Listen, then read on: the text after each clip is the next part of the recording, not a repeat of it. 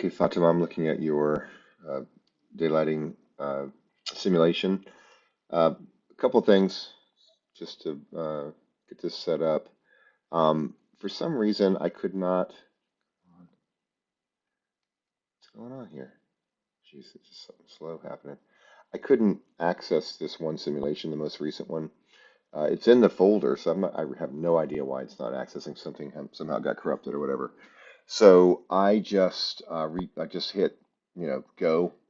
Um, and reran it. I initially reran it with all of the spaces selected and got this result. And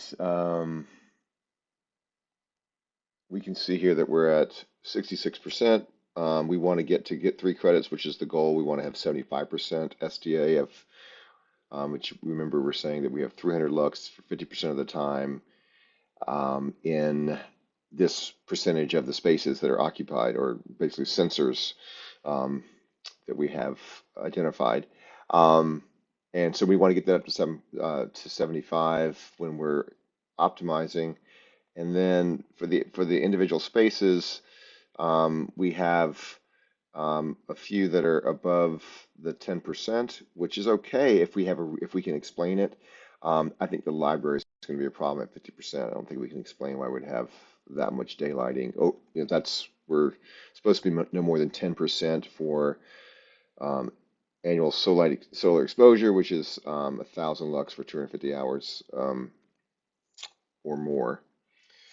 Okay, so but then I did a couple things. You know, or just want to point out a couple things. In This is the lead daylighting credit that we're using. We're supposed to simulate at every 2 feet at 30 inches. That's the work plane's 30 inches, which is you're doing, except for some reason your gymnasium are set at 15 feet. So if you want to do this accurately, you would want to go back and set this to 2 feet. Let's just do that and see what happens. I don't know why you have 2 gymnasiums also. And it didn't seem to do anything. It did. But it didn't seem to. Oh, it's because these are not the actual. Let's go turn these off. This can get a little bit confusing. Again, this is sort of being slow here. I'm not sure why. Yeah, so now we definitely have every 2 feet. I don't know why we have 2 of these. Oh, okay, makes sense. Because it's 10,000 square feet probably, right? Or whatever that limit is. Um, okay, so now let's look at this okay, the other thing was, so the point there was that there's an adjustment you could make to make your gymnasium meet the lead requirement in terms of the simulation. And then I went and tried to just find some reference to, um, let's see, where is it?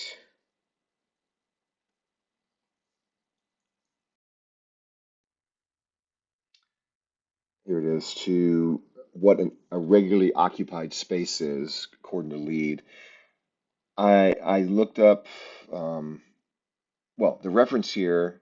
This is a reputable site. I don't really just like using sites. I'd rather get the actual uh, reference. But buildinggreen.com is a subscription-based service, and so this is their lead section. I think I'm not sure if they're still doing it, but anyway, I would tend to trust them. But by the way, all this information is posted in page 596 and 597 of the reference guide, and my reference guide is much shorter than this, so I guess I don't have the complete reference guide. I looked it up, and we do have it in Old Westbury as a hard copy, so we could go further and make sure this is right. But for now, this makes sense, and I think we can trust it. So basically, what we're saying is that a non-regularly occupied space are areas that people pass through or are used an average of less than 1 hour per person per day. So that completely makes sense. And then there's a lot of things we can get rid of, like your corridors, any restrooms, stairways, that kind of thing. Definitely your storage room. So if we go back to your simulation here, some of these spaces we can get rid of. Well, not get rid of, but I mean take out of um, the simulation. Looks like I might have already taken some out of this one. I'm not sure why I did, or maybe you did that in yours also. I don't know what you ran, but it doesn't really matter. What we're saying is if I come back and look at, and this is great how organized this is. Let me turn off, we're not looking at a simulation right now.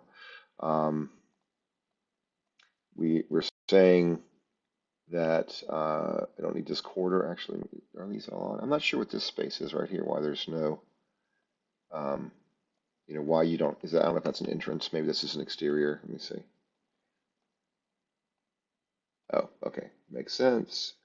It's an outdoor space. We don't need that. So I'm just going to go through and click off the ones I think we don't need. So definitely janitor's closet. That makes sense right here. We don't need that space in our daylighting analysis. Corridor. I'm questioning this if this is actually a corridor here because it's just a big open area. So if you can defend that, that looks more like a place that people would hang out. So I don't think that's a corridor. But I think I took it out anyway. So that's what you need to decide. Then first aid and bathrooms. Again, seems like we don't require it as a regularly occupied space. Another corridor there.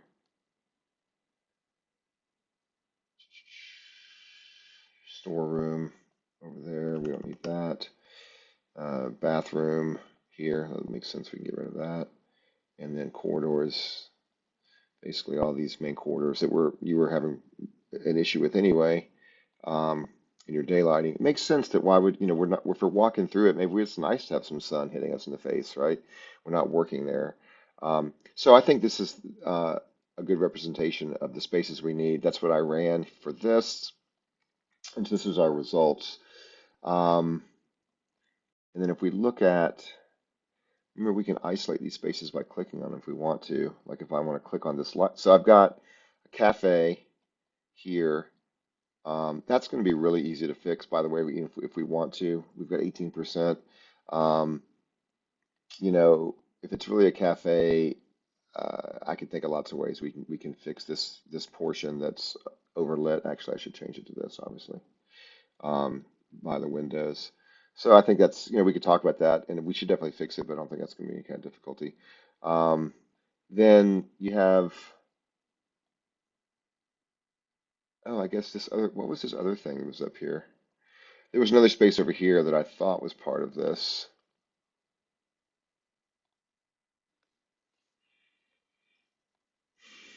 Yeah, what is this space?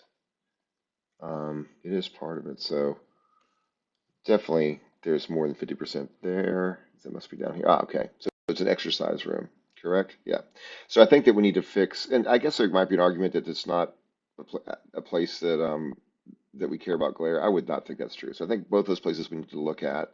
And especially definitely the library, right down here. Um, And so I would be, it's interesting to look at it in terms of just see if it makes sense. It's going to be more in the afternoon, obviously, since this is a facing site. Um, and it seems to be, we could actually go to this, kind of all year round, just as bad in the summer as it is in the winter.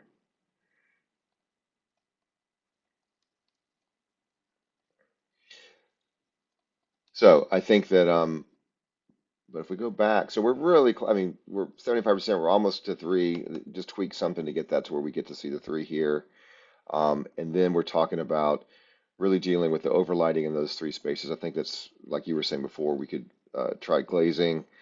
I think there's going to be could also be some creative light shelving to basically change the amount of glazing. Um,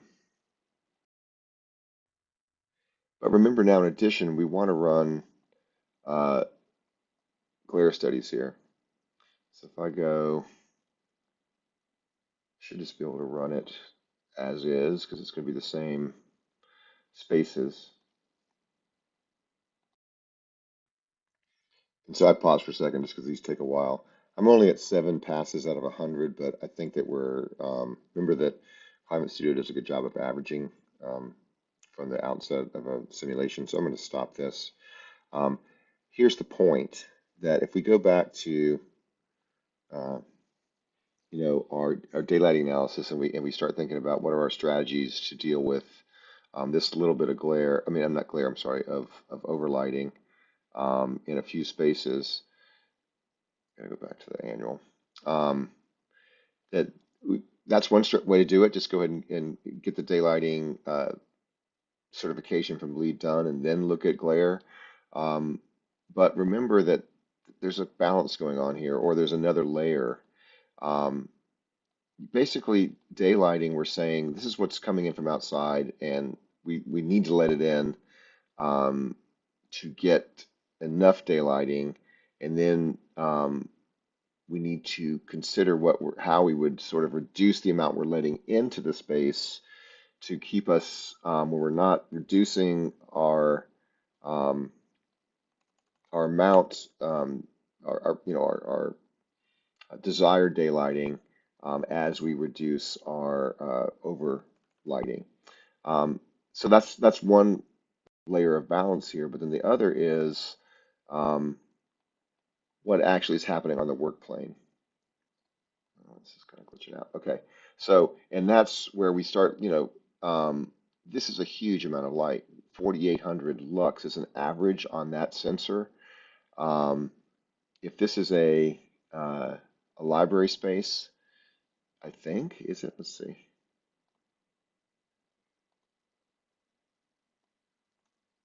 Is this the library? Yeah. You go look up libraries. It's probably 300 or 400 or 500 lux that's you want on the work plane in a library. So this is way too much light. But the point is that we could be dealing with that inside the space once we've let it in and we're getting enough, we're getting the daylighting we require. Then that's why you have carrels or you have internal partitions or something, some other way to deal with this daylighting or this over lighting on the work plane. And another way of looking at that is when we go to a glare study and get into some real detail about exactly how much light, where it's too glary, from what view angle. And remember, with these, then we can go in and start looking at um, and this is going slow, specific days, and I don't know why this is going so slow. Trying to deal with glare at a specific moment in the year by doing a rendering where we're looking at, oh, that's right, I don't think your computer can do these. So we have to figure out another way. But, now I'm looking out at the sun here at that exact moment, and I'm seeing there's already some stuff actually for that hour. Um, Probably have to do this.